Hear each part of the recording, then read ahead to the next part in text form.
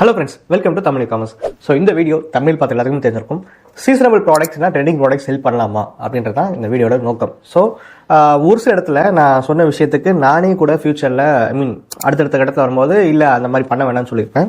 S, இந்த video அதே மாதிரி தான். நான் அது வந்து தப்புன்னு சொல்ல முடியாது. அன்றைக்கி இருக்க சூழ்நிலையில் நான் அந்த மாதிரி ஒரு கமிட்மெண்ட்டோ இன்ஃபர்மேஷனோ அவங்ககிட்ட டெலிவரி பண்ணியிருப்பேன். பட் அதிலே நம்ம ரிசர்ச் பண்ணும்போது தான் ஓகே நம்ம சொன்ன தப்பு அப்படின்னு கூட தெரிய வரும். ஸோ அதனால் அது வந்து பெரிய இஷ்யூலாம் இல்லை. நான் என்னன்றதை நான் இந்த வீடியோவில் டீட்டெயிலாக சொல்கிறேன். ஸோ இந்த வீடியோ சீசனபிள் ப்ராடக்ட் செல் பண்ணலாமா வேண்டாமா அப்படின்றது அந்த கான்செப்ட். ஸோ வாங்க வீடியோக்குள்ளே போகலாம்.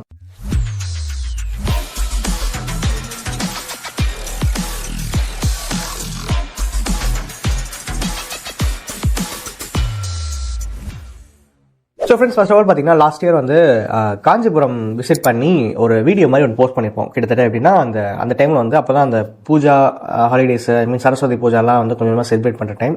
ஸோ கண்டிப்பாக உங்களுக்கே தெரியும், கொலு வைப்பாங்க சரஸ்வதி பூஜா அந்த மாதிரி வந்தாலே.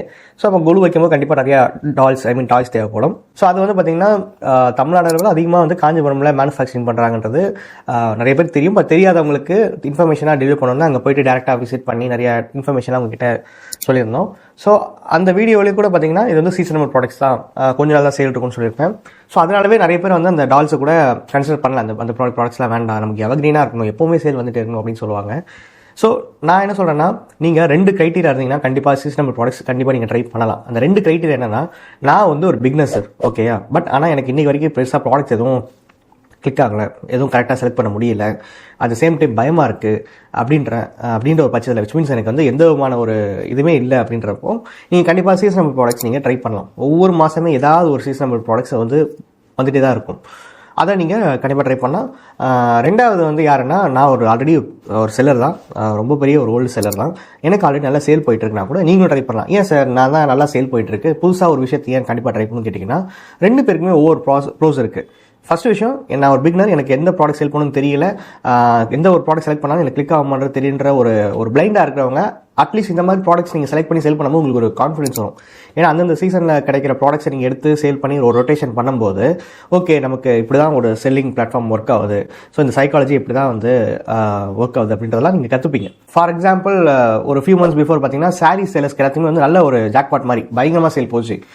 ஏன்னு கேட்டிங்கன்னா, முக்கியமாக பார்த்தீங்கன்னா அவங்க யார் எந்த சாரீ சேல் பண்ணாலுமே கூட, சுங்குடி காட்டன் சாரீஸ்ன்னு இருக்குது, பாலிஸ்டர்ஸ் இருக்குது, பிரிண்டட் சாரீஸ், இந்த மாதிரி தனித்தனியாக செக்மெண்ட்டில் சாரீ சேல் பண்ணாலுமே எல்லாரும் வந்து ஓணம் சாரியை ப்ரிஃபர் பண்ணாங்க. ஏன்னா கேரளாவில் பார்த்தீங்கன்னா ஓணம் செலிப்ரேஷன் வந்து ஸ்டார்ட் ஆகும். அந்த ஓணம் ஃபெஸ்டிவல் டேஸ்க்கு முன்னாடி ஒரு 45 டேஸ்லேருந்து அந்த ஓணம் சாரி சேல்ஸ் கொஞ்சமாக இன்க்ரீஸ் ஆரம்பிச்சிடும்.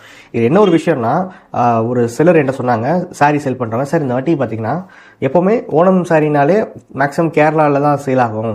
இந்த வாட்டி பார்த்தீங்கன்னா கேரளாவுக்கு ஒரு சேலில் ஒரு 30% தமிழ்நாட்டிலையும் வந்திருக்கு. விச் மீன்ஸ் என்ன, தமிழ்நாட்டில் ஓணம் கொண்டாடுறாங்களோ இல்லையோ, அந்த ஓணம் சாரி போட்டு ஃபோட்டோ போடுற அந்த கலாச்சாரம் வந்து வந்துடுச்சு.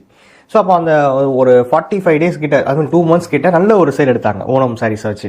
அதுக்கடுத்து தீபாவளினாலே வந்து பட்டாசு நம்ம செல் பண்ண முடியலனா கூட அந்த தீபாவளி ஃபெஸ்டிவலுக்கு தேவையான விளக்குகள், அப்புறம் எண்ணெய் திரி என்னமோ போட்டு செல் பண்ணிட்டு இருந்தாங்க. அடுத்து இப்போ நம்ம வந்து நியூ இயர் வரும், அடுத்து பொங்கல், பிப்ரவரி மாதம் வந்து வேலண்டைன்ஸ் டே வரும்.